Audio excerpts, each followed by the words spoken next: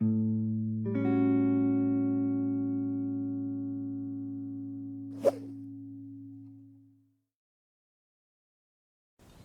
de la culture, bonjour.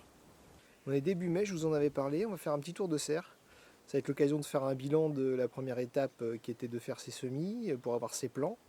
Parce que d'ici 15 jours, 3 semaines, on va sortir presque l'intégralité de la serre au potager. Donc là voilà, il y a un état de serre qui est assez complet. On va tirer quelques conclusions de ces 2-3 derniers mois où on a fait pas mal de semis. Donc il y a des choses qui ont fonctionné, des choses qui n'ont pas fonctionné. Déjà sur la serre en elle-même, je vous remets une petite vidéo de présentation que j'avais fait l'an dernier. Donc c'est une serre qui date maintenant d'1 an. C'est la deuxième saison où je l'utilise. Donc ça permet de stocker pas mal de semis et surtout de leur donner suffisamment de lumière, ce que j'aurais pas dans la maison. Même devant des fenêtres plein sud, ça peut être compliqué sur la lumière. Donc ici l'avantage c'est qu'il y a de la lumière. Alors on le verra dans la vidéo. Certains semis ils ont eu un peu froid, on va en reparler. Alors la contrepartie, c'est que comme elle n'est pas chauffée, elle n'est même pas isolée, c'est que les températures peuvent baisser. Alors même si j'arrive à gagner 3-4 degrés par rapport à l'extérieur, quand on a vraiment eu du froid là sur les grosses gelées de début avril, ça peut poser problème. Tout n'est plus dans la serre, il y a des choses que j'ai déjà sorties de la serre, comme des petits pois. Alors les petits pois, je les avais fait germer en intérieur. J'ai fait aussi quelques semis sur place. Je pense que l'an prochain, je vais réduire les petits pois que je fais en godet au profit des semis directs en place. Je pense que j'ai toujours gardé les deux, mais j'ai fait à peu près 2 tiers, 1 tiers, voire 3 quarts, 1 quart. Je pense que je vais faire moitié-moitié l'an prochain. L'objectif, c'est bien sûr d'éviter que les limaces me dégomment tout, mais cette année, j'ai pas été embêté par les limaces. Alors en même temps, on a eu un mois d'avril très sec, donc je pense que ça contribue. Les semis en pleine terre ont plutôt bien fonctionné, vous avez vu ça sur la petite vidéo. J'ai aussi sorti pas mal de laitue, il y en a d'autres qu'il va falloir que je repique, mais voilà, il y a une première session de laitue qui est déjà en place. Et il y a des maïs que j'avais fait pré-germer en alvéole dans la serre et puis que j'avais repiqué tout petit, 5 cm. Voilà, je les avais repiqués directement. Donc ça pareil, hein, les semis de maïs direct en place, c'est des graines qu'apprécient plutôt les oiseaux. Donc voilà, je les sécurise, je les fais germer en intérieur et puis après je les repique. Allez, on va déjà voir ce qui a bien marché. On commence par les cucurbitacées. Alors on y va pour les cucurbitacées. Alors déjà en bilan, l'an dernier, j'avais plutôt du mal à faire germer des cucurbitacées, courgettes et courges, et melons et pastèques, etc. J'avais eu du mal. Cette année, ça a vachement bien marché. Ça m'a presque surpris. Donc je pense que voilà, peut-être l'an dernier, je sais pas, ma méthode n'était pas bonne, soit le terreau, peut-être trop d'arrosage, a priori il faut pas trop d'arrosage. Donc cette année, voilà, impeccable, bien marché. Donc j'ai pas mal de plans, donc on va essayer de tout mettre, hein, on verra. Il va falloir élargir les murs du potager, mais donc ce que j'ai au bout là 3 pastèques. Donc l'an dernier les pastèques, ça n'avait pas marché. J'en avais récolté une petite de la taille d'un petit ballon de hand, mais qui avait pourri sur place en fin de saison. Donc on verra cette année si j'arrive à manger des pastèques. Ici j'ai des melons. Donc j'ai 9 pieds de melons sur 2 variétés. Donc je suis plutôt content. Les melons, ça peut se mettre en grimpant, donc pour libérer un peu de la place au sol, je ferai peut-être des structures. Je vais peut-être grimper les melons sur les petits pois, sur les structures de petits pois, on va voir. Je sais pas trop encore, mais il y a pas mal de melons. Ensuite ici, j'ai des courges, donc j'ai plusieurs variétés de courges, de la jaspée de Vendée, de la mochata, de la courgette jaune dans le fond là-bas. Ici c'est quoi? Une courge musquée derrière. Donc plusieurs variétés de courges. Ça, c'est des courgettes. Donc là, je dois avoir 7 courgettes. Donc plutôt content. Il y a pas mal de courgettes. Juste au-dessus ici, des concombres. 4 concombres. Donc, tout ça, c'est des semis, hein. Donc déjà, je vous dis pas si je devais acheter tous ces plants, le prix que ça me coûterait. Mais là, en semis avec les graines, mine de rien, ça revient quand même à pas cher. Les graines et le terreau, quoi. Et ici j'ai un potiron bleu de Hongrie. Ça, je l'avais fait l'an dernier, ça avait bien marché l'an dernier, on avait mangé. Voilà le bilan cucurbitacé, donc cucurbitacé positif, rien à dire. Allez, on passe aux tomates. Alors, les tomates. Donc les tomates, toujours les tomates, encore les tomates. Donc comme d'habitude et comme l'an dernier, en fait les tomates, j'en ai quand même beaucoup. Parce que bon, bah déjà les graines sont toutes petites, on a tendance à en mettre pas mal. Il y a des choses qui germent mieux que d'autres. Je reviens pas sur ce qui a bien germé ou pas, j'avais fait le point sur une vidéo précédente. Mais je me retrouve avec 80-90 pieds de tomates sur peut-être 10, une bonne dizaine de variétés. Certaines plus avancées que d'autres, notamment celles-ci là, qui sont assez avancées, que je vais quasiment pouvoir mettre en premier dès qu'il n'y a plus de risque gelé, donc dans les 3-4 jours à venir je pense. D'autres qui sont moins avancées. D'ailleurs ça c'est pas une tomate, c'est une aubergine. Là il y a un piment, on en reparlera tout à l'heure.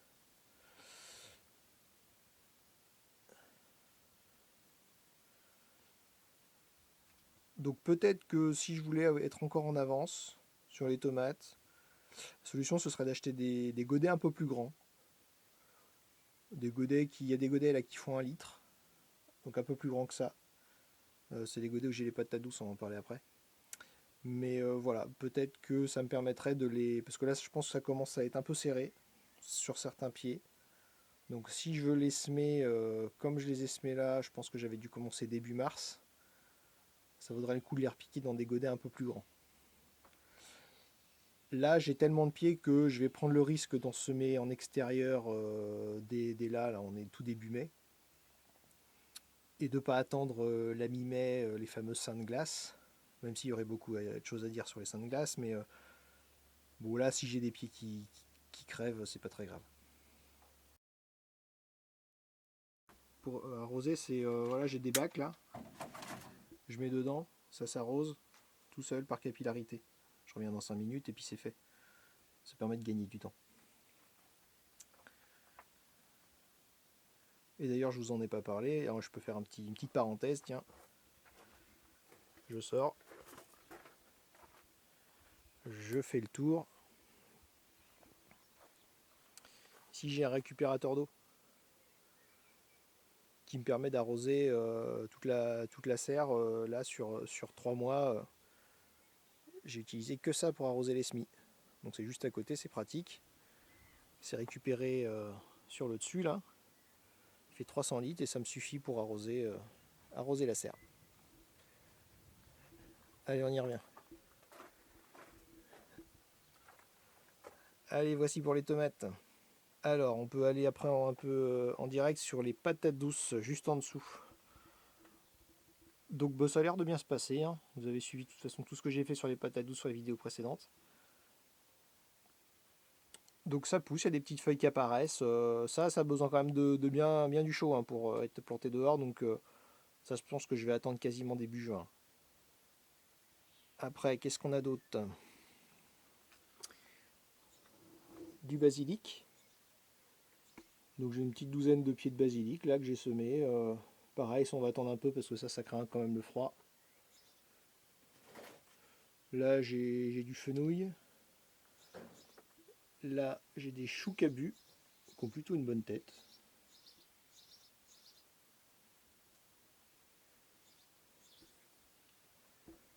De la laitue, qu'il va falloir que je repique en godet individuel.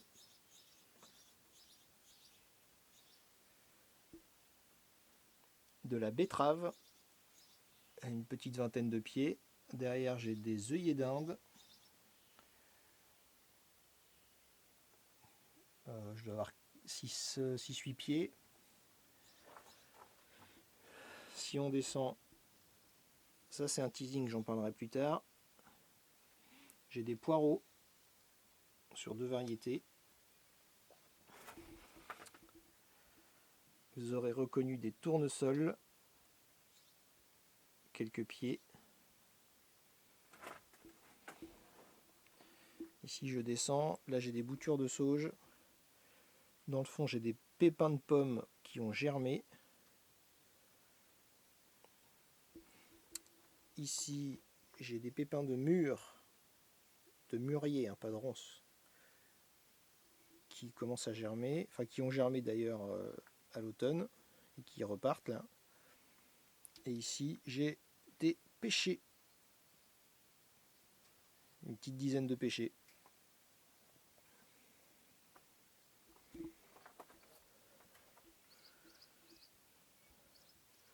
Allez, on va finir en parlant des aubergines, des poivrons et des piments.